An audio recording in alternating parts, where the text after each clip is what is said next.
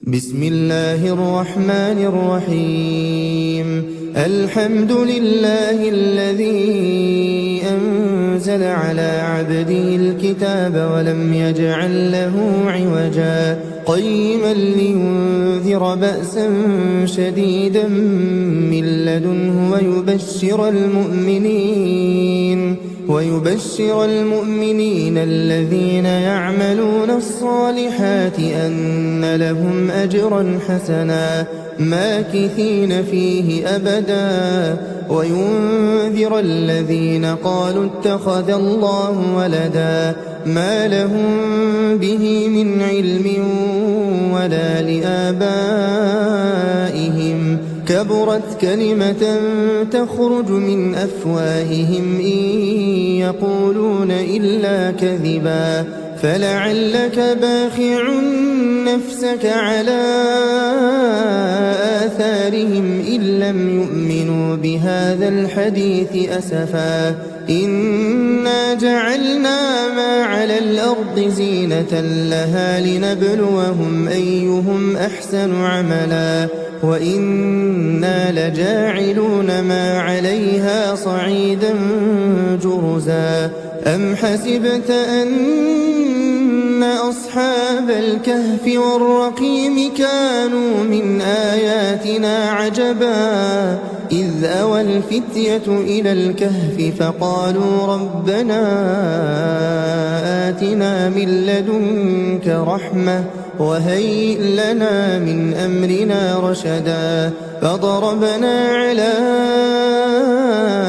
آذانهم في الكهف سنين عددا ثم بعثناهم لنعلم أي الحزبين أحصى لما لبثوا أمدا نحن نقص عليك نبأهم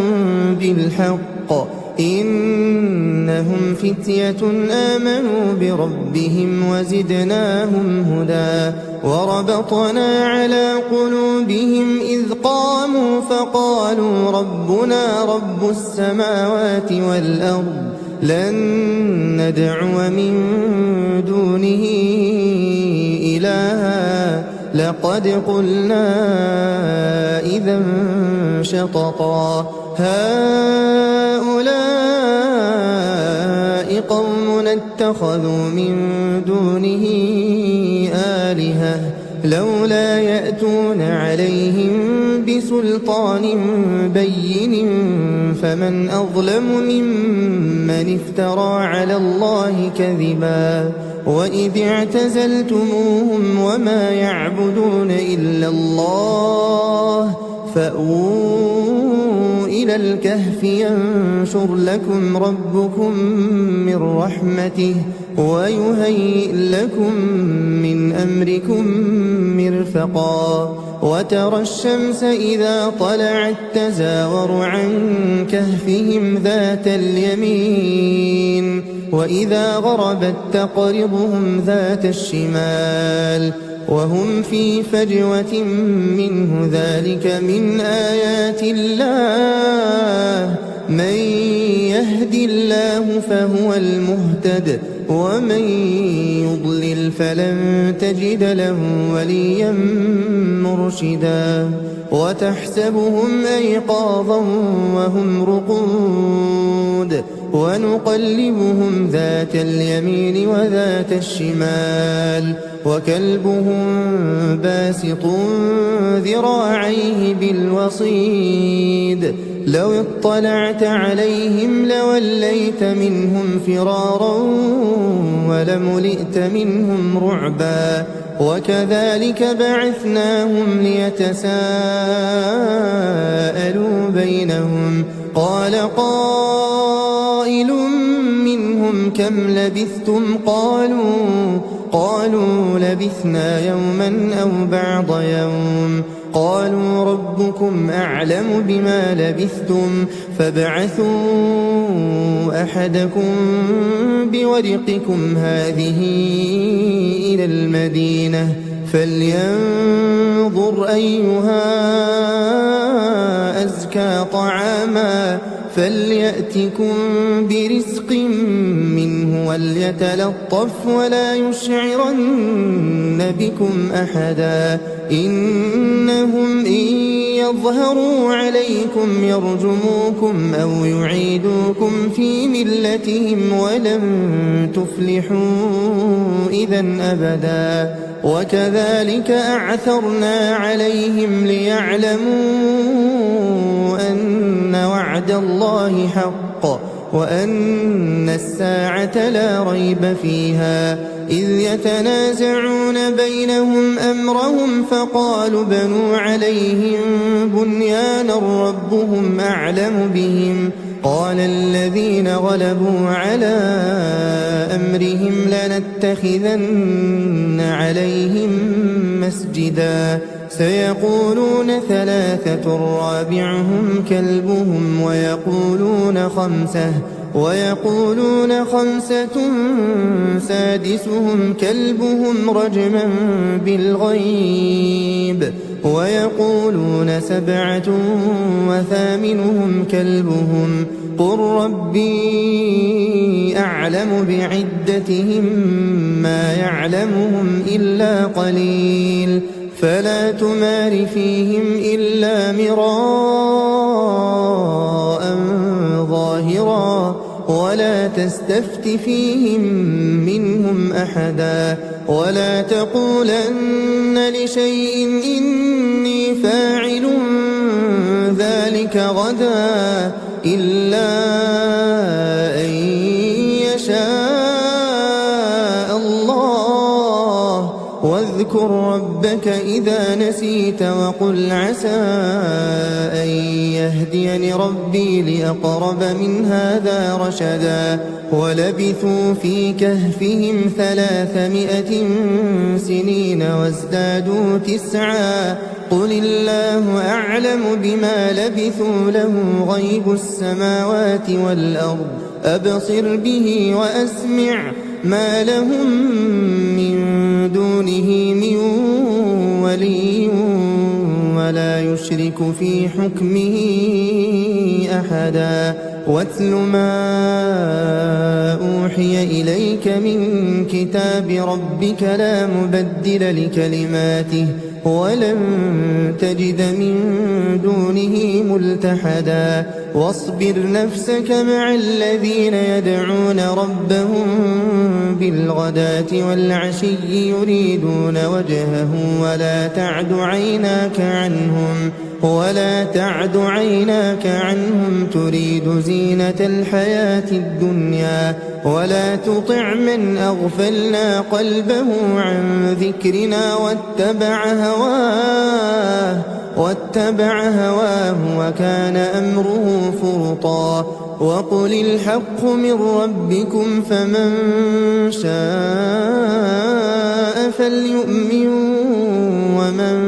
شاء فليكفر إنا أعتدنا للظالمين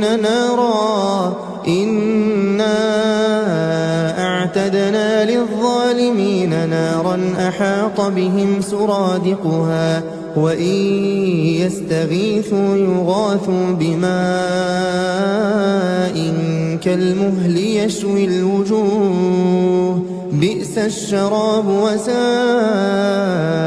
مرتفقا إن الذين آمنوا وعملوا الصالحات إنا لا نضيع أجر من أحسن عملا أولئك لهم جنات عدن تجري من تحتهم الأنهار يحلون فيها من أساور من ذهب ويلبسون ثيابا خضرا من سندس وإستبرق متكئين فيها على الأرائك نعم الثواب وحسنت مرتفقا واضرب لهم مثل الرجلين جعلنا لأحدهما جنتين من أعناب وحففناهما بنخل وجعلنا بينهما زرعا كلتا الجنتين آتت أكلها ولم تظلم منه شيئا وفجرنا خلالهما نهرا وكان له ثمر فقال لصاحبه وهو يحاوره أنا أكثر منك مالا وأعز نفرا ودخل جنته وهو ظالم لنفسه قال ما أظن أن تبيد هذه أبدا وما أظن الساعة قائمة ولئن رددت إلى ربي لأجدن خيرا منها منقلبا قال له صاحبه وهو يحاوره أكفرت بالذي خلقك من تراب ثم من نطفة ثم سواك رجلا لكن هو الله ربي ولا أشرك بربي أحدا ولولا إذ دخلت جنتك قلت ما شاء الله لا قوة إلا بالله إن ترني أنا أقل منك مالا وولدا فعسى ربي أن يؤتيني خيرا من جنتك ويرسل عليها حسبانا من السماء فتصبح صعيدا زلقا أو يصبح ماؤها غورا فلن تستطيع له طلبا وأحيط بثمره فأصبح يقلب كفيه على ما أنفق فيها وهي خاوية على عروشها ويقول يا ليتني لم أشرك بربي أحدا ولم تكن له فئة ينصرونه من دون الله وما كان منتصرا هنالك الولاية لله الحق هو خير ثوابا وخير عقبا واضرب لهم مثل الحياة الدنيا كماء إن أنزلناه من السماء فاختلط به نبات الأرض فأصبح هشيما تذروه الرياح وكان الله على كل شيء مقتدرا المال والبنون زينة الحياة الدنيا والباقيات الصالحات خير عند ربك ثوابا وخير أملا ويوم نسير الجبال وترى الأرض بارزة وحشرناهم فلم نغادر منهم أحدا وعرضوا على ربك صفا لقد جئتمونا كما خلقناكم أول مرة بل زعمتم أن لن نجعل لكم موعدا ووضع الكتاب فترى المجرمين مشفقين مما فيه ويقولون يا ويلتنا ما لهذا الكتاب لا يغادر صغيرة ولا كبيرة إلا أحصاها ووجدوا ما عملوا حاضرا ولا يظلم ربك أحدا وإذ قلنا للملائكة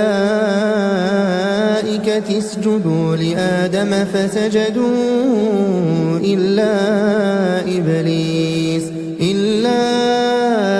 إبليس كان من الجن ففسق عن أمر ربه أفتتخذونه وذريته أولياء من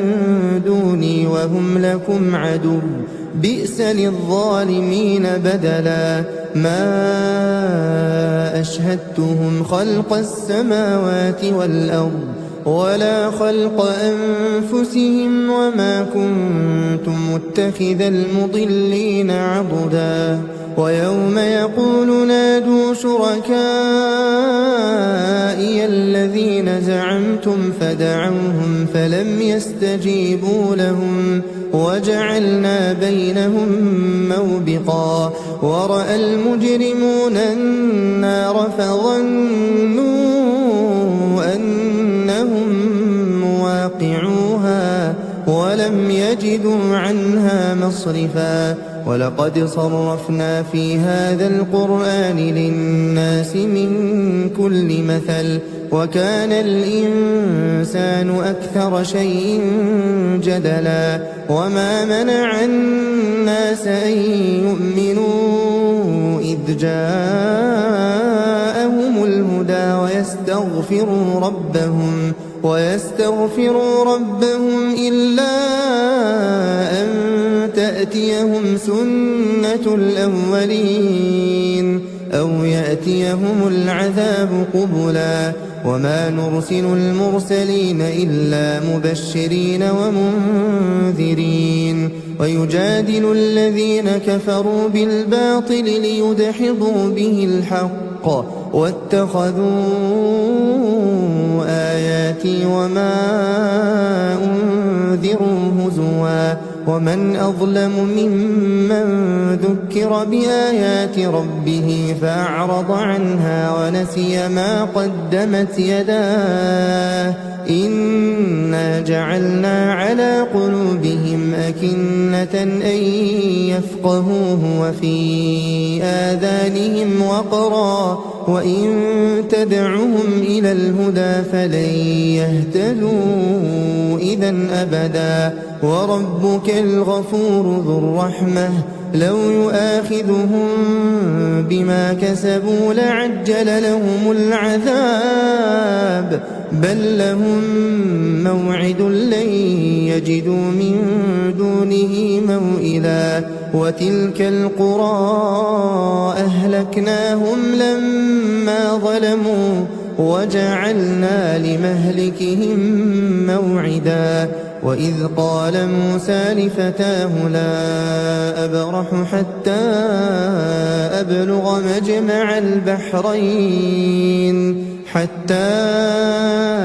أبلغ مجمع البحرين أو أمضي حقبا فلما بلغا مجمع بينهما نسيا حوتهما فاتخذ سبيله في البحر سربا فلما جاوزا قال لفتاه آتنا غداءنا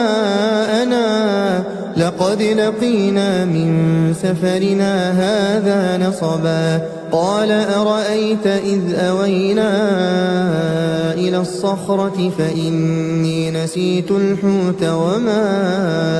أنسانيه إلا الشيطان أن أذكره واتخذ سبيله في البحر عجبا قال ذلك ما كنا نبغي فارتدا على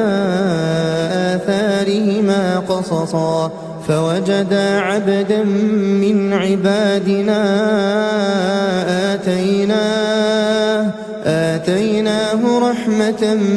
من عندنا وعلمناه من لدنا علما قال له موسى هل أتبعك على أن تعلمني مما علمت رشدا قال إنك لن تستطيع معي صبرا وكيف تصبر على ما لم تحط به خبرا قال ستجدني إن شاء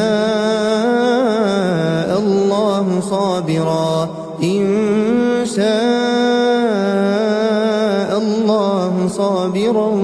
ولا أعصي لك أمرا قال فإن اتبعتني فلا تسألني عن شيء حتى أحدث لك منه ذكرا. فانطلقا حتى إذا ركبا في السفينة خرقها قال أخرقتها لتغرق أهلها لقد جئت شيئا إمرا. قال ألم أقل إنك لن تستطيع معي صبرا. قال لا تؤاخذني بما نسيت ولا ترهقني من أمري عسرا. فانطلقا حتى إذا لقيا غلاما فقتله قال أقتلت نفسا زكية بغير نفس لقد جئت شيئا نكرا. قال ألم أقل لك إنك لن تستطيع معي صبرا. قال إن سألتك عن شيء بعدها فلا تصاحبني قد بلغت من لدني عذرا. فانطلقا حتى إذا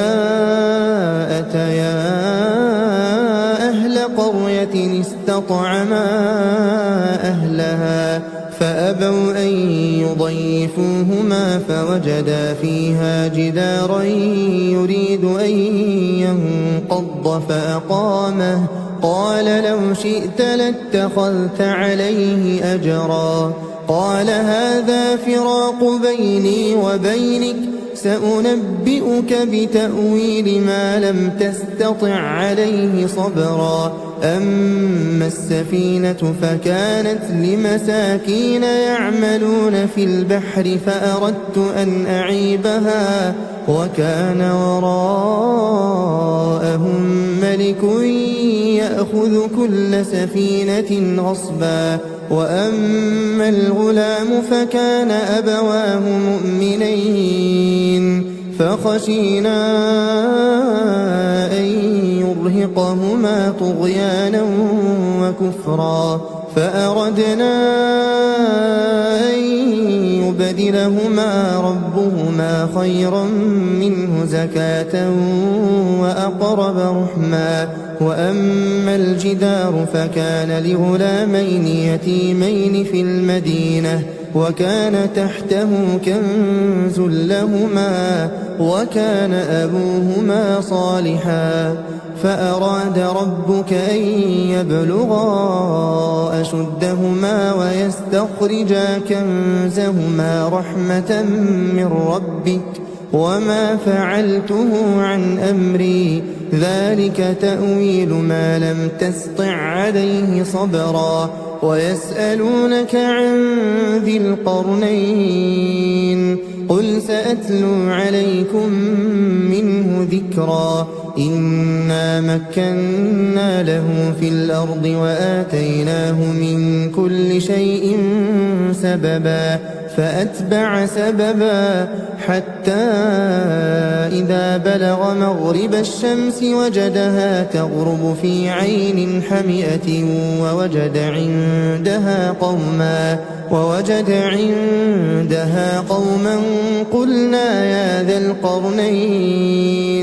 قلنا يا ذا القرنين إما أن تعذب وإما أن تتخذ فيهم حسنا. قال أما من ظلم فسوف نعذبه ثم يرد إلى ربه فيعذبه عذابا نكرا. وأما من آمن وعمل صالحا فله جزاء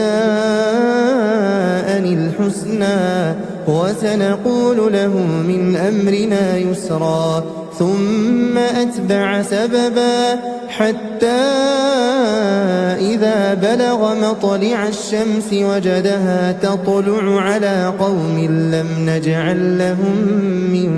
دونها سترا. كذلك وقد أحطنا بما لديه خبرا. ثم أتبع سببا حتى إذا بلغ بين السدين وجد من دونهما قوما لا يكادون يفقهون قولا قالوا يا ذا القرنين إن يأجوج ومأجوج مفسدون في الأرض فهل نجعل لك خرجا على أن تجعل بيننا وبينهم سدا قال ما مكني فيه ربي خير فأعينوني بقوة أجعل بينكم وبينهم ردما آتوني زبر الحديد حتى إذا ساوى بين الصدفين قال انفخوا حتى إذا جعله نارا قال آتوني أفرغ عليه قطرا فما استطاعوا أن يظهروه وما استطاعوا له نقبا قال هذا رحمة من ربي فإذا جاء وعد ربي جعله دكاء وكان وعد ربي حقا وتركنا بعضهم يومئذ يموج في بعض ونفخ في الصور فجمعناهم جمعا وعرضنا جهنم يومئذ للكافرين عرضا الذين كانت أعينهم في غطاء عن ذكري وكانوا لا يستطيعون سمعا أفحسب الذين كفروا أن يتخذوا عبادي من دوني أولياء إنا أعتدنا جهنم للكافرين نزلا قل هل ننبئكم بالأخسرين أعمالا الذين ضل سعيهم في الحياة الدنيا وهم يحسبون أنهم يحسنون صنعا أولئك الذين كفروا بآيات ربهم ولقائه فحبطت أعمالهم فلا نقيم لهم يوم القيامة وزنا ذلك جزاؤهم جهنم بما كفروا واتخذوا آياتي ورسلي هزوا إن الذين آمنوا وعملوا الصالحات كانت لهم جنات الفردوس نزلا خالدين فيها لا يبغون عنها حولا قل لو كان البحر مدادا لكلمات ربي لنفد البحر قبل أن تنفد كلمات ربي ولو جئنا بمثله مددا قل إنما أنا بشر مثلكم يوحى إلي أنما إلهكم إله واحد فمن كان يرجو لقاء ربه فليعمل عملا